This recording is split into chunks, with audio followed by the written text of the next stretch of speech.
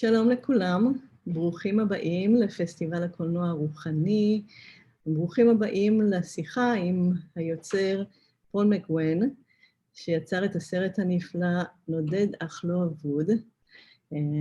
אני מאוד מאוד שמחה לקדם את כל האנשים שנמצאים כאן, ואת פול. Welcome, Paul. Really nice having you here. Beautiful. אני רק אגיד לאנשים שאתם מוזמנים להשתתף בשיחה עם פול. למטה תמצאו כפתור כזה שנקרא Q&A, אז אתם יכולים לכתוב את השאלות שלכם לפול שם בתיבה הזאת. אפשר לכתוב גם בעברית ואני אתרגם את השאלה לאנגלית, אז אל תכתבו לנו בצ'אט, ב-Q&A, שם אני אסתכל. השיחה הזאת היא גם משודרת כרגע בפייסבוק, אז שלום לכל האנשים שרואים אותנו גם בפייסבוק. So welcome, Paul. Really, I'm so glad to have you here in our film festival. And you know, normally, I guess we were standing now on the stage before hundreds of people in the theater after they watch the film, and you know, we could have the conversation there. So we just need to visualize that it's happening there. I really miss this happening of the crowd, and for sure you as a filmmaker that make films, also for sure you miss this kind of interaction.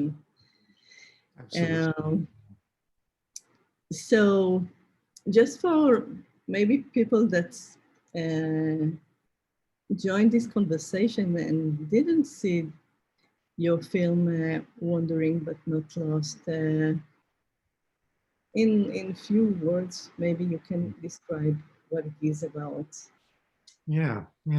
Well, first of all, thanks for having me and thanks for showing the film. It's at least we can connect this way, right? You know. Yes, absolutely.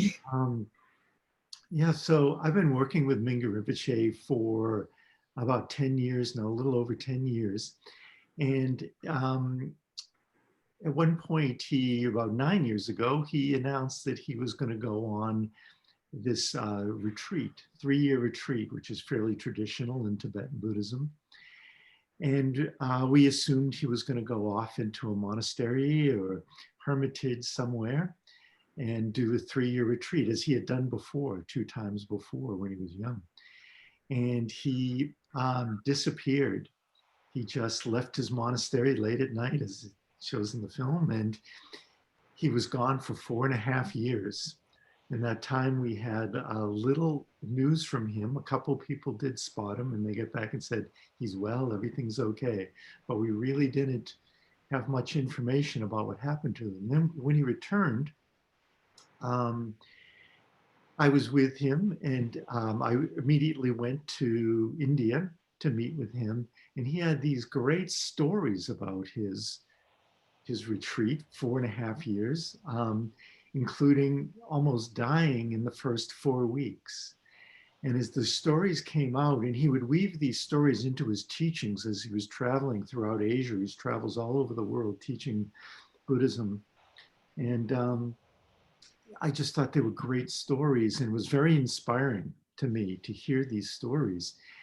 And it was for his other students too that were hearing these stories. So I asked him about, you know, making a film on this. So that's how it started. And, you know, the book came out, and the book is focuses on the first, in a lot of detail, which is absolutely wonderful, in the first 4 weeks when he almost dies from food poisoning in Kushinagar, India.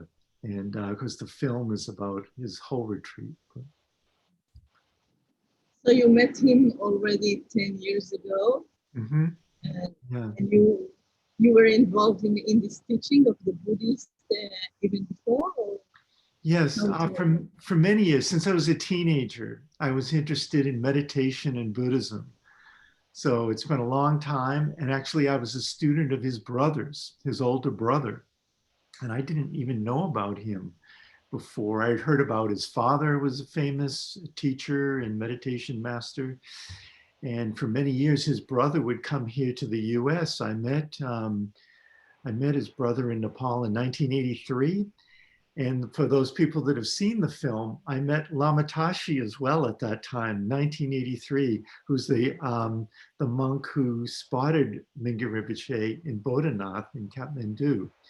So I met him in 1983, and he introduced me to his brother. And so there's a kind of an interesting connection there. Coincidence or not, I don't know. I don't believe in like a coincidence, you know. That's right. That's right. I can't even say the word. No, it's too Everything crazy. Yeah, yeah, exactly. and just for us, it's like sometimes it's so like crazy unfolding of our story. Right. Amazing. So just to add to that, when Rinpoche came out of retreat, I was here wrapping up my life, putting everything in storage, got rid of my house and relationship and business, and was going to go. It was on my way to Kathmandu to wait for him. And I was on my way through Ukraine where we were doing some post-production on the first film. And I was on my way there, and 1 week to go, I get the message that Rinpoche returned. And so it was just kind of another coincidence. I don't think that was a coincidence either, you know. But you were already there in Kathmandu. I was on my way. It was 1 week before I was to leave Ukraine and going to wait for him there. You know, and met with him. So I was all ready to go, and I just stayed with him since then. Yeah. No, the whole story is really magical. Yeah. So the people that maybe don't know about Minger Rinpoche, maybe you can tell us a little bit about him. So he is the son of a famous meditation master and teacher in Kathmandu. He was born in rural Nepal up near the Tibetan border. It's very ethnically Tibetan. I think I was told at one time it was Tibet, and then the borders moved at some point, and now it's Nepal. At a very young age, at 13 years old, he asked his father if he could go into, if his father would put in a word for him so he could go into a 3-year retreat then. If you know any young people, 13 years old, I mean, this is really quite remarkable. But that's how at such an early age he was drawn to this kind of way of life. And then right after that, he did another one. His teacher asked if he would be the retreat master when he was 16 for the next one. And so since he was about 20, he's been coming to the US and traveling and teaching. And he's since learned English, and he's really quite a remarkable teacher. He's in a way very, he's young, he's still just 45, and he's very energetic. I've worked with him a lot, and his energy level, he likes to film. In addition to making the film, I also film his teachings that are on YouTube and so forth. And he liked to film at like 8 o'clock at night, 8:30 at night. And, here I am living at the monastery, and you tend to get up quite early and go to bed early, but he wanted to film 8:30 for like an hour and a half. And I would be exhausted, and he's just bright and fresh. He never, and actually, interesting enough, his name, Minger Rinpoche, the word Minger means unchanging. And it fits him so well because he's always the same.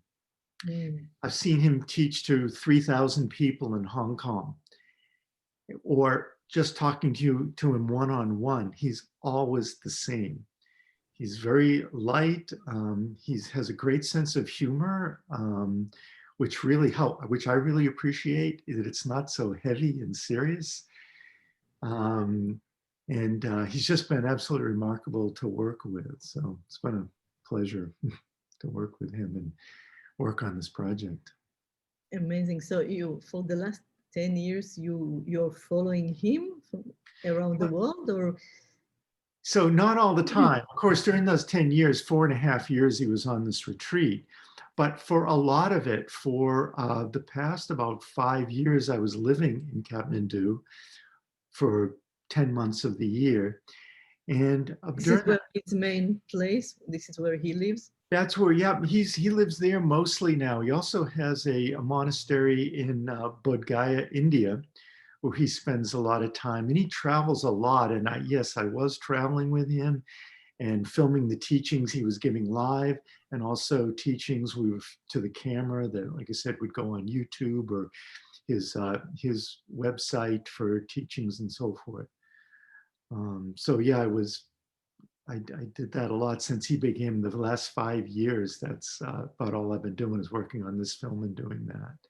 And there'd be breaks. It was kind of a good mix of being with him and filming, and then I would have time to edit and so forth, because I need to do the other work involved with this too. So it was a mix. It was back and forth.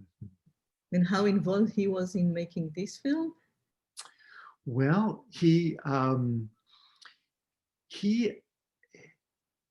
another way that he's unusual, he just kind of empowers people. He just kind of let me do it, you know? I mean, I probably interviewed him at least 10 times for this, maybe 10 or 12 times. We sat down and I would ask him questions. But he wasn't really involved in the content. Of course, I was constantly asking him questions. I would run things by him and check to make sure I was, getting it right. That was very important to me. That's one of the reasons it took so long, is I really wanted to get it right, and tell this story in a really authentic, genuine way. So in the beginning, he was writing this book in live with the world, or? Yeah, so the book came out and before you start to film, or how it was? Yeah, we kind of got started on both things around the same time. It was very soon after he came back. Like I said, he was telling these stories and I found them really fascinating. And I had no idea when he came back. I mean, I had no plans on making a film. I had just finished up the other one and I had no plans on making a film. I didn't know how to. Frankly, it was very challenging to make this film because at no time did I film while Rinpoche was on retreat. That would have been inappropriate, wrong. He would not have allowed it. I mean, he ran off. He was incognito for a reason. He left and he had his reasons for doing that. If I was there with a camera, it would not have happened. So that was really challenging, how to recreate the story. And he's very humble. And he didn't want to recreate anything. He thought that would be, showing off too much. But we could use another monk and to just go through some of the key times, like leaving the monastery, I thought was a very kind of dramatic moment, right at the beginning of the film. Yeah. When he's leaving, because it's just so unusual to imagine him, of course I wasn't there, to imagine him climbing out of the window. Here he is, this teacher with, thousands and thousands of students around the world, and so respected. And his attendants, wouldn't let him do anything. And as I said before, he's somebody with a lot of energy, and he actually doesn't like to be served so much, but he lets people serve him because that's the role. But he really enjoys doing things for himself. And he said, coming back after retreat, that was the thing that was most difficult to get used to, because he was used to doing everything for himself. And he said he opened his luggage, and all of a sudden there's 6 hands going in to take his stuff and take care of it. And he wants to do things himself, So very challenging if anybody's been to India or Nepal. It's a fairly difficult environment. I did this film on a very low budget. And so I'm off with just a few friends filming these places with thousands of dollars worth of equipment, you know, trying not to get it stolen or, you know, and getting the shots I needed. So yeah, but it also, that whole experience gave me more appreciation for what he went through on his retreat, to be able to live on the street begging under these conditions. In your own eyes, the whole experience that he was passing through. Yeah, to go to these places. I'm there, you know, with money in my pocket, staying in a hotel, and I'm challenged by it, you know. So yeah, I know what you mean. Pretty, I was traveling there also. Yeah. Remember all these guest house and yeah. Yes, yeah, and the crowded train and everything. Yeah. Yeah, very crowded places. And as he mentioned, when he was wearing his red lama robes, people would beg from him because they thought he was wealthy. They thought he was Japanese or Chinese, and they thought he had money. So the sadhus, the Indian sadhus, are begging from him. And people wouldn't give him money when he was begging because they thought he was wealthy, a wealthy Chinese or something. So he had to wear the sadhu robes. And then people kind of, you know, he could be on his own. People left him alone.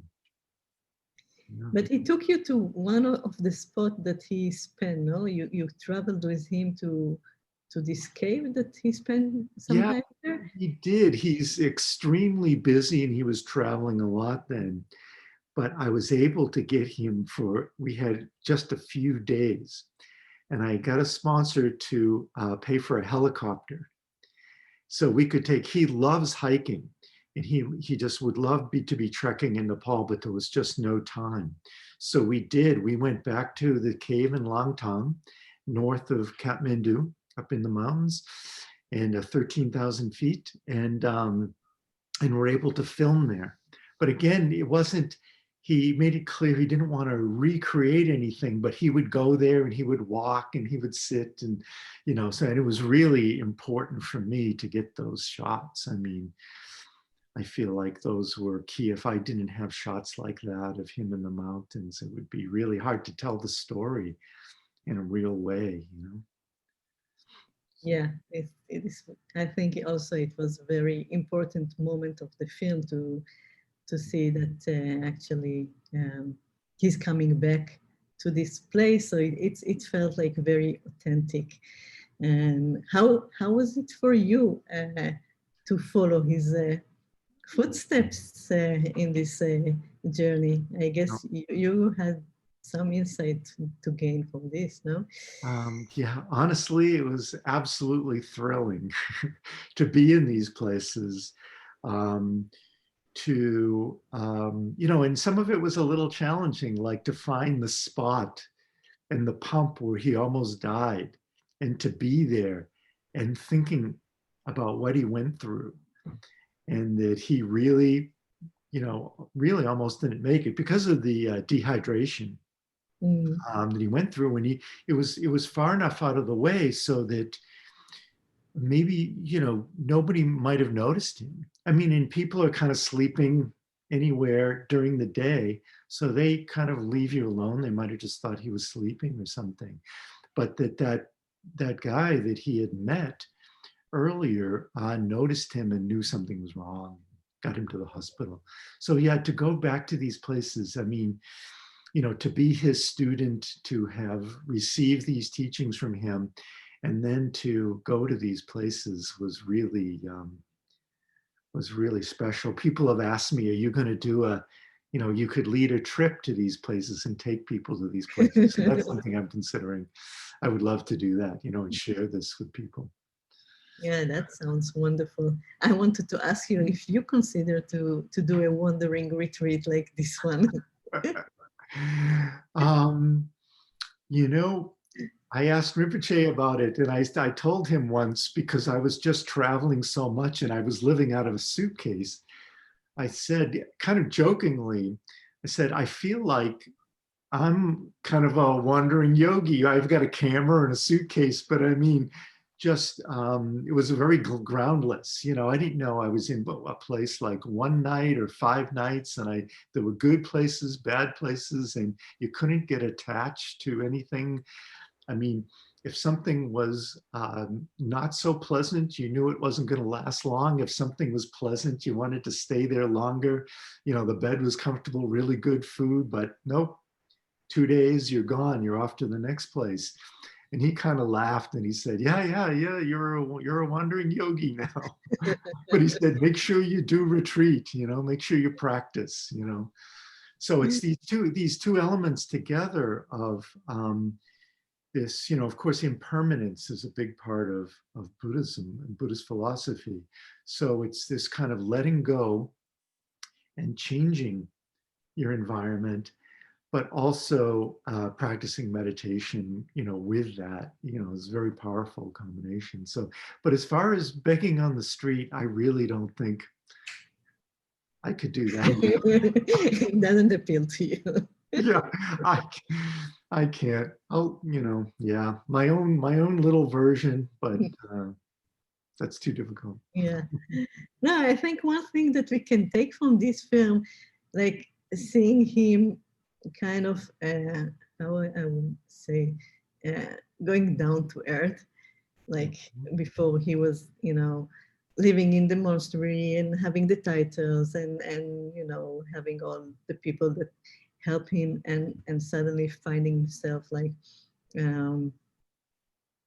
just maybe living life, yeah, and then going through all the practice and the tools that he accumulated in his life to really manifest it and see how it works. So it's for us, it's like, you know, living life and learning all this philosophy and tools and doing this practice and just like seeing how we deal with it. Yeah, we can stand in the line in the bank or in traffic, or, you know, we find ourselves in so many uncomfortable situations during our daily life. So I saw how, you know, how people can really gain this kind of knowledge out of his experience and now teaching. Yeah, that great point. That's exactly what it's about. Bringing this kind of attitude and the state of mind to our daily lives, whatever it is. It doesn't have to be the most challenging situation. You know, we're challenged all the time, our work, our family situation, whatever it is. These days during this pandemic, there's all kinds of challenges. And to deal with every situation as being, you know, fresh and open, and we can work with every situation that comes up. You know, is really important. Like you said, standing in line, waiting at the bank. I did a lot of standing in line when I was traveling so much, you know, at immigration, and waiting for luggage and waiting for a taxi, you know, and I would practice in these moments. And it's really, really helpful. It's really helpful. Yeah, and especially, you know, this last year showed us all that how shaky life can be. So if people didn't feel it before, how unstable and changeable the situation of life is, we all experienced it now, and we all really need some tools to know how to handle these roller coasters of emotions that these situations bring into our lives. Yeah. That's right. As I said before, you know, impermanence is a big part of Buddhist philosophy, and to notice that. And there's different levels, of course. So we say there's gross impermanence, which might be, you know, death, or your car breaking down, or something, you know, really going wrong is kind of a gross level of impermanence. But then there's the subtle level of impermanence. Each breath is impermanent. Breathing in, breathing out. That's impermanence right there. These feelings come through us, these emotions come through us like weather, like clouds, and sometimes the sun is blocked and sometimes it's a bright sun and blue sky. So to be kind of aware of that and to work with that is really profound, and we can work on it on all different levels. And as Rinpoche says, each moment is an adventure. No matter what we're doing, we can bring this sense of adventure to our lives. It doesn't have to be,